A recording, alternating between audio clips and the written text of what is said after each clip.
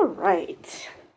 So, for those of you who are unaware, a few days ago, a man broke into the Pelosi home and attacked Paul Pelosi.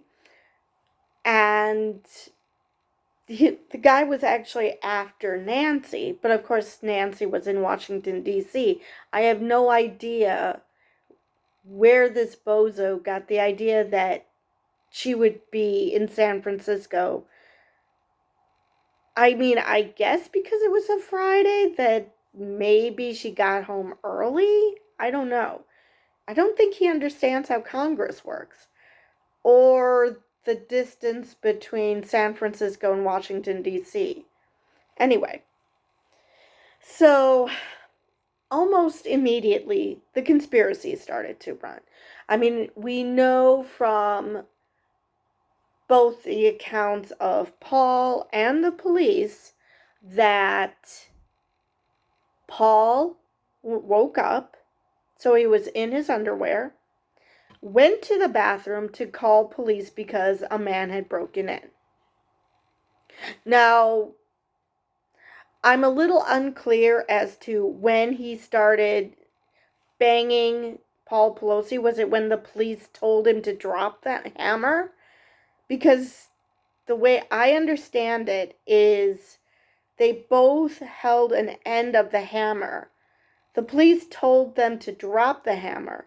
Paul complied, and the other guy took the opportunity to fracture his skull while the police were there, is the way I understand what happened. Now, almost immediately, conspiracy theories started to swirl. Now, we already know that this guy believes his own conspiracy theories. He's into Holocaust denial. He basically every conspiracy theory that is bigoted, he's a part of. He believes it. Every right-wing conspiracy, every racist conspiracy.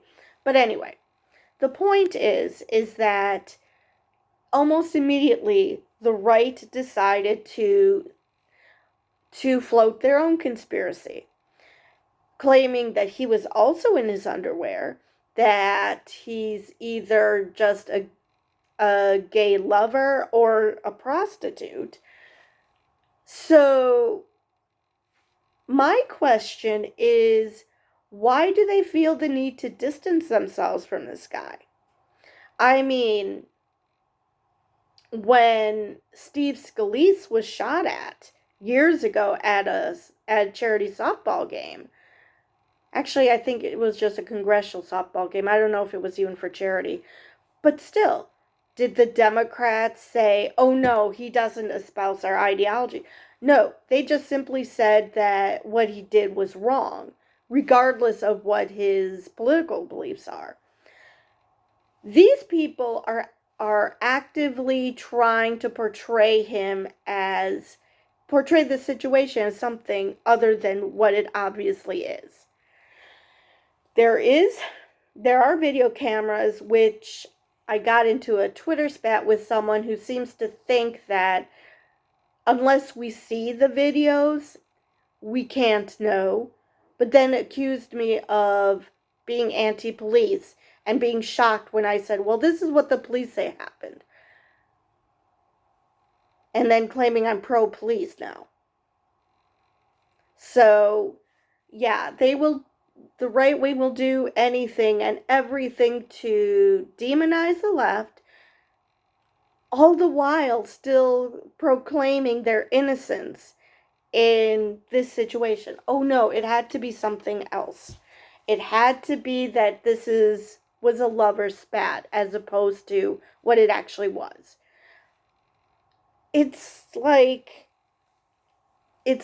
they know that their political positions are indefensible.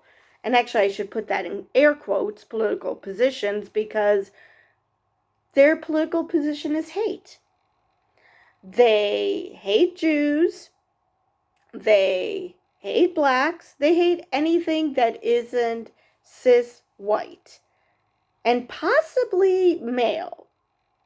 I mean, considering their stance on abortion, yeah, they don't particularly like women much either. So, but at least some of them are self-aware enough that they're feeding their peons this bullshit about how this wasn't a politically motivated attack. This was something else because they need to demonize Paul Pelosi. We need to continue that thread of demonizing Paul Pelosi, but at the same time, they also are aware, I think at some level, these people are aware that this is the natural conclusion to their hate. January 6th was the natural conclusion, and this one is too. And so they have to try to save face. They can't let people know the obvious. And there are plenty of right-wingers who, I'm sorry, Trump was right in this. He said he likes the low educated. Yeah, this is why. Because he likes stupid people because he can just keep feeding them bullshit. And that's what the right wing are doing, feeding them bullshit. And they just automatically will believe it because, I don't know, maybe they just can't accept that they might have been wrong about something. Or they just really refuse to accept that their hatred is a bad thing. So they're going to do everything that they can to try to proclaim that their hatred isn't bad because they just can't face the fact that they're monsters. I don't know. All I know is that there's a conspiracy theory going on, and it's even being tweeted by jackwagons like Elon Musk, who just bought Twitter, claiming he's not going to turn this into a hellscape. The Washington Post has already, I'm sorry, not the Washington Post, General Motors, I don't know where I got Washington Post, General Motors has already pulled its advertisement. And I'll get more into that in the next video. But, so first thing he does as the new owner, or one of the first things he does, is retweet the conspiracy. I mean, have we seen the videotapes? No. Could people be lying? I guess it's possible. I guess it's possible that someone is lying. What is not a lie is the fact that Paul Pelosi had a skull fracture. Because, I'm sorry, conspiracies require that hundreds of people, tens to hundreds of people, were in on the conspiracy. Dudes, do you really think that's something that's capable of happening? That nobody would say, oh no, this is what really happened. And I mean someone who is actually in the know, not someone who's making shit up. So it's always possible that there's some lying going on. However, until we have evidence of said lies, why not take a page from the Me Too movement and believe the victim? Paul Pelosi has no reason to lie about this.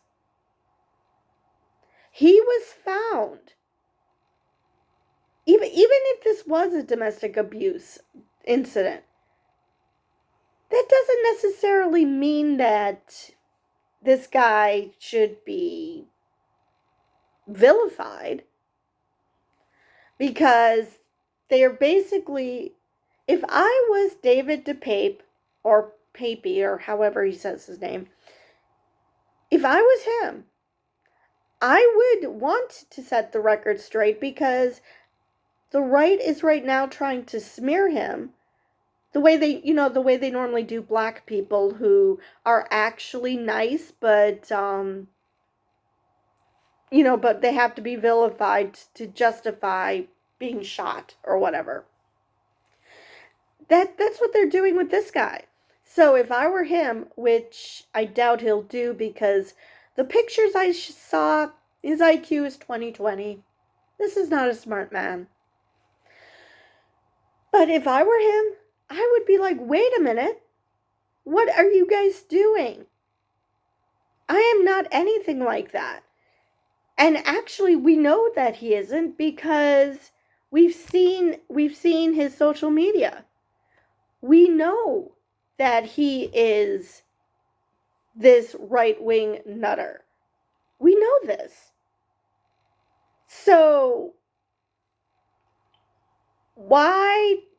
The only reason I can think that this conspiracy theory is happening is that the right wing just does not want to admit to others, because I'm sure those on the higher ups who are starting this conspiracy theory know damn well, know full well that what they're peddling is bullshit. I think they're peddling this because they just do not want to admit that they're horrible people, that they're monsters, and that they attract monsters, and they get people to the point where they're willing to do monstrous things, whether they're monsters or not. So, yeah, if you see this conspiracy theory, it's bullshit. There is absolutely no reason to believe it.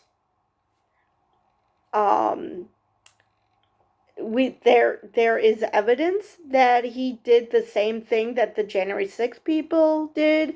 Where's Nancy? He brought zip ties. He wants to kidnap Nancy Pelosi and break her kneecaps if she lies to him, which we all know is code for if you don't tell me what I want to hear. I mean, this guy is not a good person. So the right simultaneously wants to distance themselves from this incident because he's not a nice person. He is a conspiracy nutter. But at the same time, they want to assure their other right-wing followers who aren't maybe this crazy, but be soothed into thinking that, oh no, you're hate mongering that you're doing, it's perfectly fine, it doesn't lead to this, you're a perfectly good person. They have to do that because otherwise people are going to start questioning, that their party is hateful, and they're going to start questioning whether they shouldn't leave the party. Those who actually have some amount of self-awareness and realize that, hating on minorities and hating on Democrats is probably not a good way to live your life. Now, before anyone says, oh, but you guys hate the Republican Party. Yeah, because unlike the Republicans who are just making shit up to get people to hate minorities and the Democrats and whomever else they hate, we have evidence. We have evidence of fascism. We have evidence of fascism from the Republican Party. Now, the rank and file Republicans who aren't MAGA, no, they probably don't share those views and are trying within to change the party. Fine. But MAGA Republicans, no. They're batshit insane, they're fascist, and they deserve the hate. Now, do I think that anybody should should go and break into any of their houses and threaten them, threaten their families. No, of course not. We have ways of dealing with these idiots without resorting to violence. Does that change the fact that there are all these horrible things? No, it does not. And that is the difference. Democrats do not condone violence. Now, they might understand the violence, like the protests, not riots, the protests. And that's one thing, but that doesn't mean they condone violence. So yeah, there is a difference. Of course, any of my Republican followers will not see the difference because nuance is not their strong suit, and even one of my faithful followers has proven that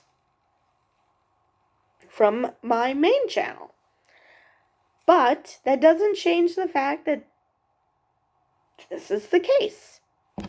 So, I'll get more into the Republicans and the Washington Post. Actually, Washington Post. Why do I keep saying that? General Motors.